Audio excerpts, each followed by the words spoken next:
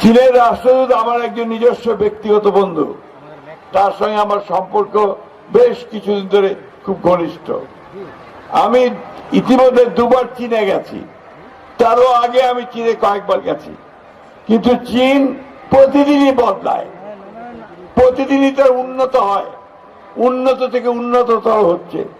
আজকে সারা পৃথিবীতে চীন একটা শক্তিশালী দেশে পরিণত হয়েছে। চীন সবচেয়ে বেশি এখন তাদের জনগণের কল্যাণ করেছে। এখন বিভিন্ন দেশে তারা আমাদেরকে সমর্থন, সেইভাবে আমাদেরকেও সমর্থন দিচ্ছে। আমাদের উন্নয়নের ক্ষেত্রে তারা আমাদেরকে সমর্থন দিচ্ছে।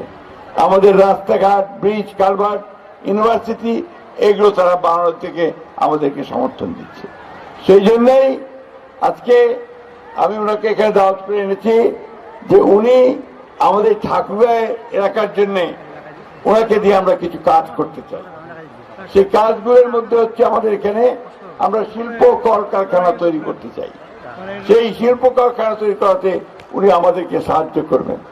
উনি কথা দিয়েছেন যে আগামী 2-1 মাসের মধ্যেই তিনি এখানে চীনা প্রতিনিধিদের পাঠাবেন, যারা এই অঞ্চলে শিল্প কারখানা তৈরি করার উদ্যোগ গ্রহণ করবে আমাদের ব্যবসায়ীদের সঙ্গে। প্রিয় ছেলেমেয়েরা এবং প্রিয় ভাই বোনেরা, যারা গার্জিয়ানস আছেন, যারা এখানে অভিভাবক আছেন, আপনারা সবসময় মনে রাখবেন যে কোন জাতি কখনো এমনি এমনি উন্নত হতে পারে না। আজকে চীন যে উন্নত হয়েছে তার নিজের চেষ্টায় উন্নত হয়েছে, তার ছেলে মেয়েদের লেখাপড়া শিখে এবং আরো বেশি করে কাজ করে তার উন্নত হয়েছে। আমাদের বর্তমান প্রধানমন্ত্রীর নাম জানো তোমরা? বলো তো প্রধানমন্ত্রীর নাম কে? জোরে বলো। তিনিও বলেছেন তিনি শিশুদের সঙ্গে কাজ করতে চান, শিশুদেরকে আরো বেশি লেখাপড়া শেখাতে চান, তাদেরকে উন্নত করতে চান। এই জন্য তিনি কতগুলো কাজ হাতে নিয়েছেন। একটা হচ্ছে যে তাদেরকে লেখাপড়ার সঙ্গে সঙ্গে তিনি বলেছেন সমস্ত বাচ্চাদেরকে তিনি ইউনিফর্ম দেবেন, আবার কিটস দেবেন, এবং বাচ্চারা যেন প্রতিযোগিতা করে টিকে থাকতে পারে সেই প্রশিক্ষণ তিনি তাদেরকে দেবেন। খেলাধুলা, কালচারাল অ্যাক্টিভিটিস সব তিনি করবেন। আমি তোমাদের বেশি সময় নেব না, তোমরা অনেকক্ষণ ধরে এখানে বসে থেকেছ, এখানে অনেক গরম, সেই জন্য আমি আর বক্তব্য বাড়াচ্ছি না। আমি শুধু এইটুকু বলতে চাই আমাদের শিক্ষক শিক্ষিকা যারা আছেন তাদের উদ্দেশ্যে যে আপনারা আপনাদের স্কুলের বাচ্চাদেরকে সেইভাবে তৈরি করবেন যেন তারা বড় হয়ে দেশের জন্য কাজ করতে পারে, দেশের জন্য তারা সম্পদ হতে পারে, সেভাবে কাজ করবেন, বাচ্চারাও সেইভাবে কাজ করবে। আমাদের সবসময় মনে রাখতে হবে যে আমাদের নিজের পায়ে নিজেদের দাঁড়াতে হবে, তাহলেই আমরা শুধু সামনের দিকে এগিয়ে যেতে পারবো। আপনারা ইতিমধ্যেই আমাদের তারেক রহমান সাহেব সরকার গঠনের পরে ঠাকুরগাঁও ইতিমধ্যে আমরা একটা বিশ্ববিদ্যালয়ের অনুমতি পেয়েছি। এই বিশ্ববিদ্যালয়টির কাজ শুরু হয়ে গেছে। আমরা একটা মেডিকেল কলেজের অনুমতি পেয়েছি, ইনশাআল্লাহ এই মেডিকেল কলেজের কাজও আমাদের ইতিমধ্যে শুরু হবে। সেই কারণে আমরা যেন দ্রুত আমাদের অন্যান্য কাজগুলো করতে পারি, সেই ব্যবস্থাগুলো আমরা নিতে পারবো। আমি আর বক্তব্য দীর্ঘ করবো না, শেষে বলতে চাই যে বাংলাদেশ চীন মৈত্রী এটা আরো দীর্ঘজীবী হোক, তাই না?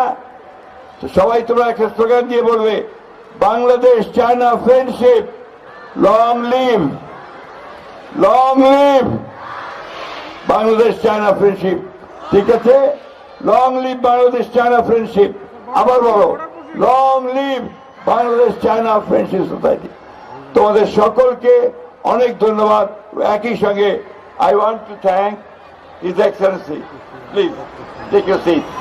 I want to thank him because he has taken the trouble to travel all the way from Dhaka to rising early morning and taking the flight here.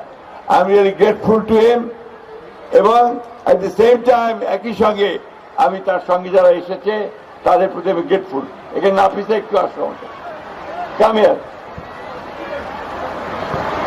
Nafisa হচ্ছে আমার খুব প্রিয় একজন মেয়ে, সে চীনের মেয়ে, সে এখানে ঢাকা বিশ্ববিদ্যালয়ে পড়ে এবং আমাদের সঙ্গে সে বাংলা শিখে আমাদের কাজ করে, আমাদেরকে শেখায়। আমি তাকেও ধন্যবাদ জানাচ্ছি, তার সফর সঙ্গীকেও আমি আন্তরিক ধন্যবাদ জানাচ্ছি। সকলকে আমি আন্তরিক ধন্যবাদ জানিয়ে আবারও সকলের কোঅপারেশন চেয়ে, সহযোগিতা চেয়ে বক্তব্য শেষ করছি। সিএ ঠিক আছে, চীনা ভাষায় ধন্যবাদ হচ্ছে সিএ। সবাইকে ধন্যবাদ। তোমরা একটু জোরে সিএ বলো। ধন্যবাদ।